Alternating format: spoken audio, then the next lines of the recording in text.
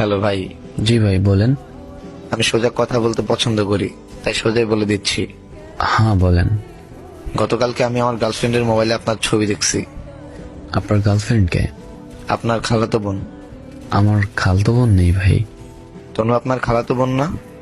শালা আমার খালতো ভাই বানাই দিল। না না ভাইয়া, ও আমার খালতো বোন হইতে যাবে কেন? যাই হোক, ওর সাথে নাকি মাঝে মাঝে আপনার কথা হয়, তাই বলে দিচ্ছি ওরে আর কখনো মেসেজ দিবেন না। নেক্সট টাইম মেসেজ দিলে খারাপ হবে বলে রাখলাম। ভাইরে, ক্ষমতার হয়ে আমরা দেখাইস না। যার সাথে কথা বলতে বারণ করতেছো সেখান থেকে আমি নিজেই ওর সাথে কথা বলা বন্ধ করে দেবো, শুধু কয়েকটা প্রশ্ন উত্তর দিলে। করেন কি প্রশ্ন? প্রথম, আপনাদের রিলেশন কতদিনের? 2.5 মাসে ও আমাকে পছন্দ করত, আর আমি কলেজে পড়ি আর ও স্কুলে পড়ে। আসতে যেতে দেখা হতো, তারপর একদিন আমাকে সে প্রপোজ করে।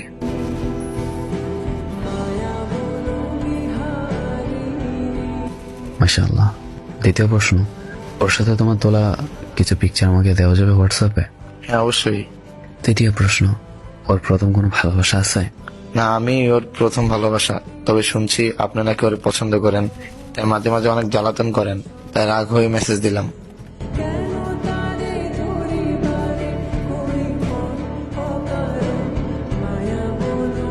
অসুবিধা নেই ভাই, আমি ওরা আসলেই পছন্দ করতাম। এখন যেহেতু আপনারা গার্লফ্রেন্ড বয়ফ্রেন্ড, তবে আমি কখনোই আপনাদের মাঝে আসবো না। ভাই হোয়াটসঅ্যাপ নাম্বারটা দিন।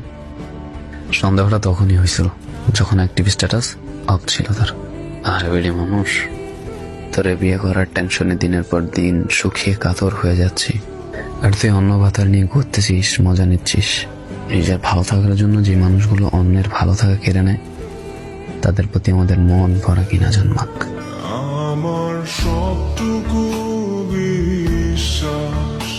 শরীর কেমন আছে?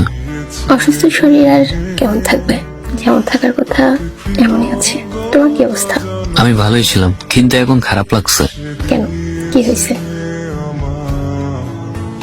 অসুস্থ শরীর নিয়ে পার্কে ঘুরতে যাওয়া যায়, এইটা আমি আগে জানতাম না। তুমি এই পিক কই পাইছো? আর তুমি কইছিলে তখন?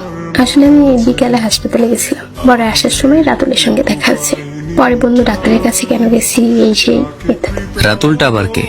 আগে কখনো তো শুনিনি। তুমি ওর কথা বলিনি কখনো, তুমি রাগ করবে সেজন্য।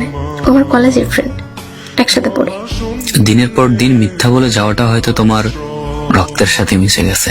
কি বলো এসব? তোমার হাতের চুড়িগুলো তার মানে ওই ফ্রেন্ডেই দিছে তোমারে? আরে বাবা, এমন আহামরি কিছু না, এটা ভুল বুঝো কেন।